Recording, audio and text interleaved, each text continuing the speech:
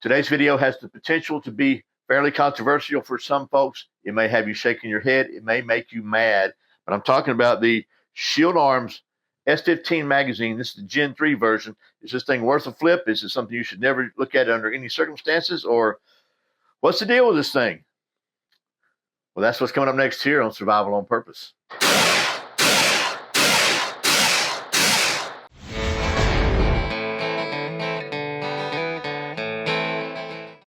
Welcome back to Survival on Purpose. My name is Brian. Thanks for joining me for a video that might even make you mad.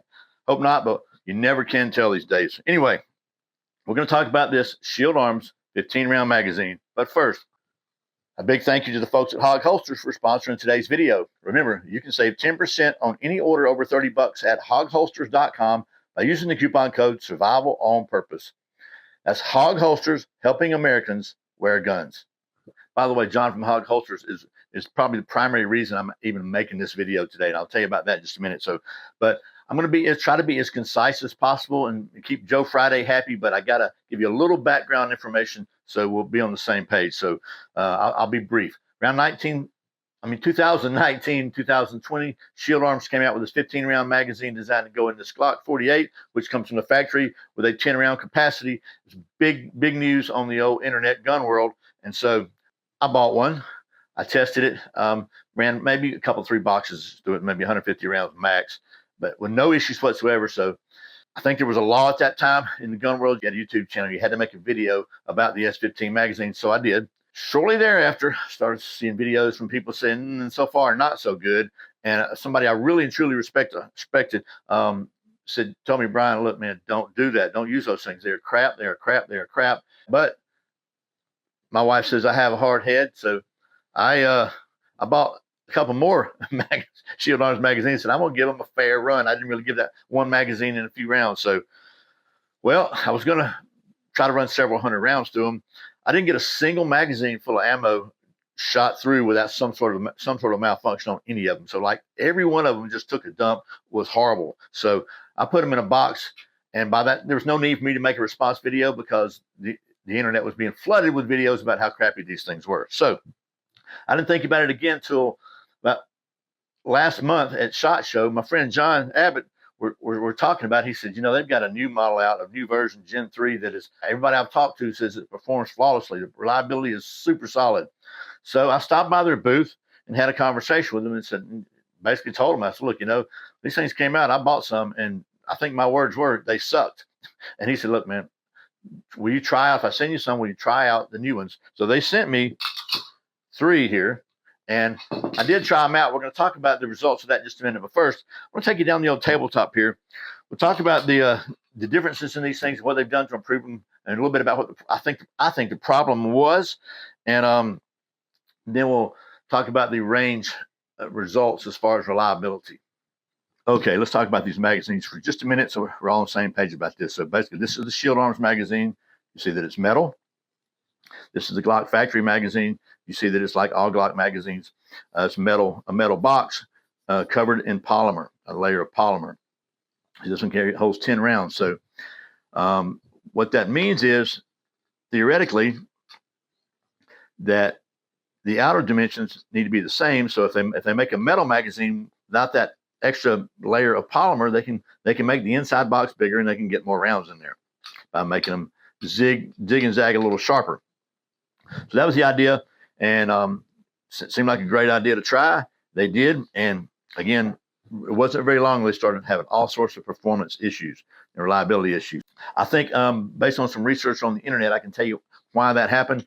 And to do so, I'm just going to show you here. This is a Glock 48 unloaded dummy round.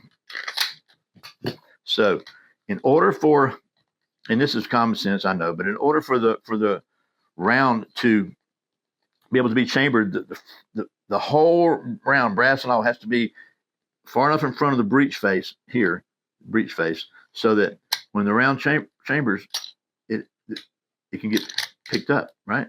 Because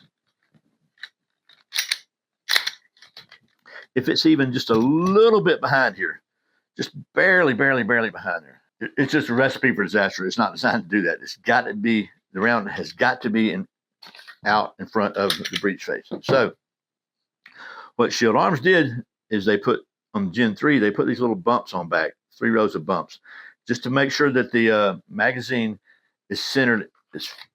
If there's any slack in the well, it'll be pushed towards the front. It won't have a lot of slack on the back. And that really makes sense to me. So we'll talk about whether or not it showed itself on the range as an improvement or not.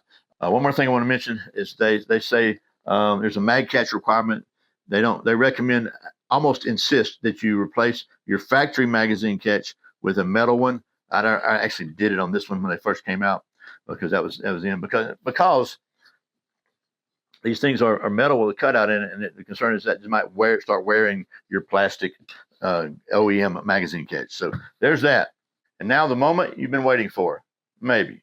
How well did the S15 Gen 3 magazines perform compared to the first ones? I ran 3 full magazines full, so 45 rounds of each magazine through each pistol. That's a total for each magazine of 90 rounds, or a grand total of 270 rounds. How many malfunctions did I have in that 270 rounds? 0. They ran absolutely flawlessly for 3 magazines full each. I'm sorry, 6 magazines full each, because 3 in each pistol. Granted, that's not a lot of rounds, 90 rounds per magazine, but it absolutely, right now, is hands down better than my experience with the Gen 1. So, that being said, that was with the Glock 48, which does have the metal mag release, and my Glock 43X, which still has the Glock factory mag release. I wouldn't want to shoot a lot of these in this pistol, but I just wanted to make sure it worked in more than one pistol. Chuck Norris doesn't wear a watch. He decides what time it is. What's the takeaway from this? First of all, I am not saying to ditch your factory mags and start carrying these. 90 rounds per mag is a very, very small sample size. Even though so far it's 100% reliability, do you really need 15 rounds? I think it's like Clint Smith said, if I knew what your gunfight was going to be, I'd train you exactly for that gunfight.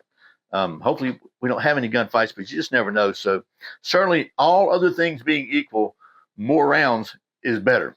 There's no negative. If all other things being equal, there's no negative. For example, if you can carry more rounds in the exact same space with the exact level of reliability, doesn't seem to be a downside there.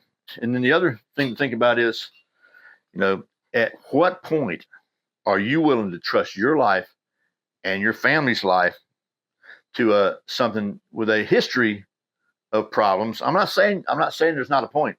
How many rounds through, like, if you're going to carry these magazines, how many rounds of these magazines would you have to have through there to feel comfortable and reliable, that they're reliable?